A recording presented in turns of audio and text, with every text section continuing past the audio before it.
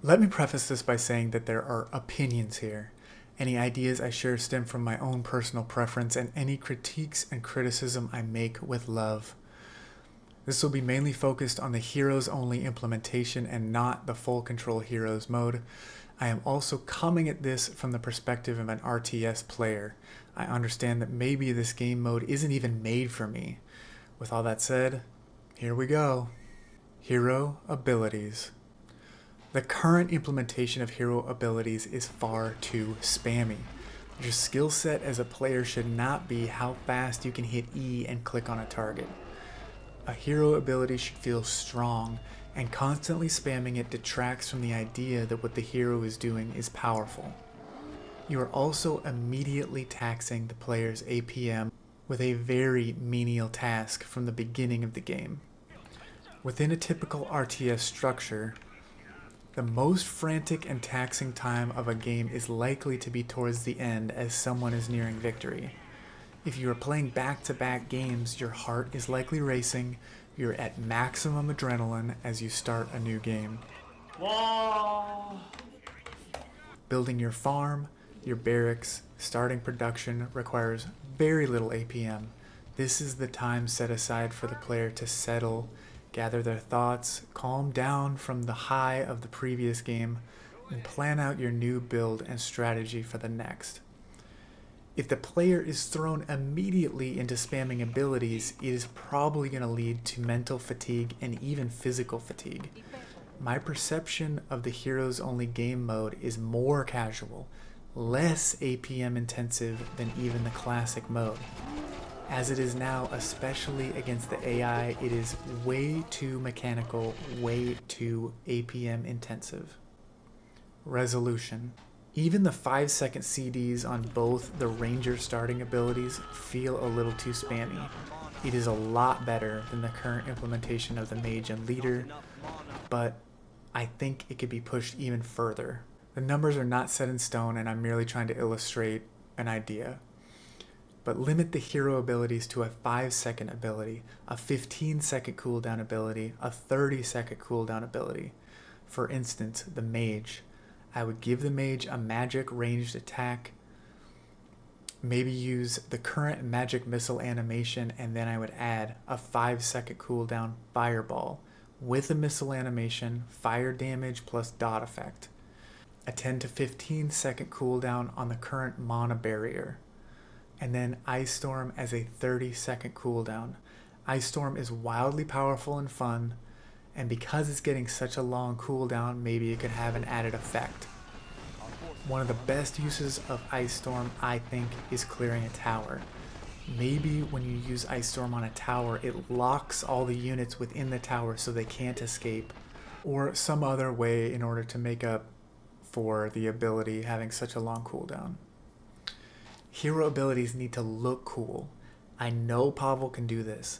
The arrows from the archers, the shots from the cannons are proof that Pavel knows how to make abilities feel visceral and satisfying. That's even more important with hero abilities. They can't be small. They need to be big effects. Teleport. Teleport as it is now just adds to this frenetic and unrealistic feel that the spamming hero abilities already creates. When playing against the AI, you fight, they drink their potions. They hearth just before they die, they buy more potions, and they're immediately back in your face. This just isn't fun gameplay, and it doesn't make any sense in a game where troop movement and tactical play should be important. Possible resolution. Make teleport only apply to friendly buildings.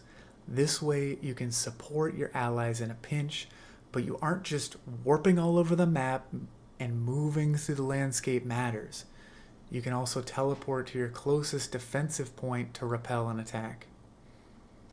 Your supporting army. Heroes currently feel very disconnected from the army.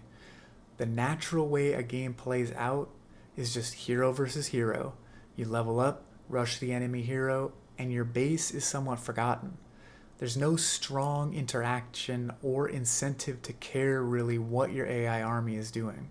The focus is merely on leveling as fast as you can and stunting your opponent's ability to level.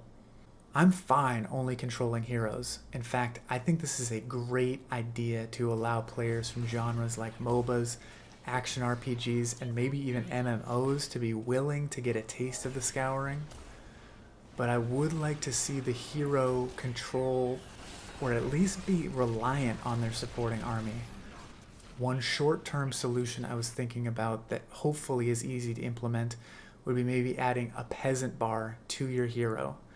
Allow them to start a town hall, start a barracks as a forward defensive point, and then have your AI come and finish that up or be directed to where you want to expand.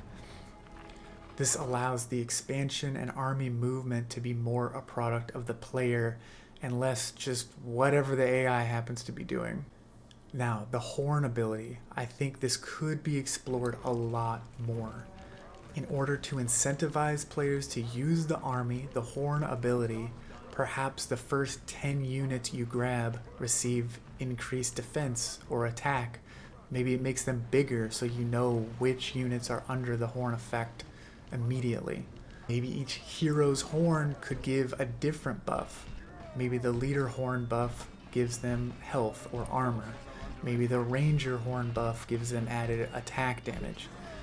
Things like that. I think there is a lot of room to improve this idea that you can grab some units out and actually control them yourself. Could hero abilities be more army-centric instead of hero-centric?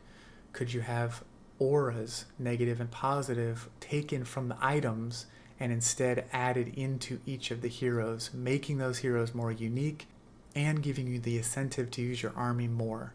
Or perhaps buffs that are cast by the heroes on your supporting army. Maybe the mage mana barrier doesn't just apply to the mage, but maybe it applies to the closest 5 horned units. Growing a player base and the AI experience. The traditional way an RTS pulled in a large casual player base was through a rich and compelling campaign. However, a campaign requires a massive amount of resources and time, far beyond what I would expect any single person to do. Therefore, the skirmish, the player experience versus the AI, becomes the surrogate for this. You can't ignore single player or co-op versus AI. The Heroes mode needs to have fun and engaging AI. Help me help you. Help me grow your player base by giving my non-RTS friends a mode we can play co-op in. I feel like that's the intent of Heroes mode anyway, so let's take it all the way. I can't imagine trying to convince my friend to play a game by opening with, "You're gonna love how balanced this game is around 1v1. I can't wait for you to grind the ladder alone." No, you're gonna build your player base with a fun and engaging co-op mode. That's where I think this Heroes mode can really shine. A new player coming from many other genres want to feel unique, they want to feel useful, and they want to feel some sort of progression. Heroes mode can do all of those things, while at the same time allowing the player to become familiar with the standard units, the maps, the overall feel of the game as a whole, so that when you say, "Hey, you want to try classic mode?" it's not just crazy overwhelming. Because let's face it, a player who has never played an RTS before is going to feel overwhelmed. There's no way around it. Build Heroes mode for fun, not strictly for competition. One short-term idea I had in relation to this was having an AI version that didn't even have a hero.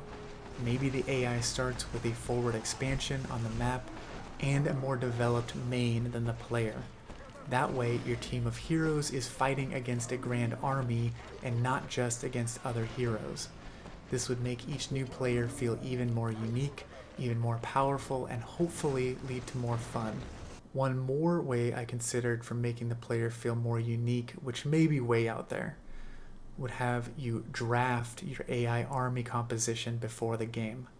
Starting with only 2 units, because we are so limited on number of unique units.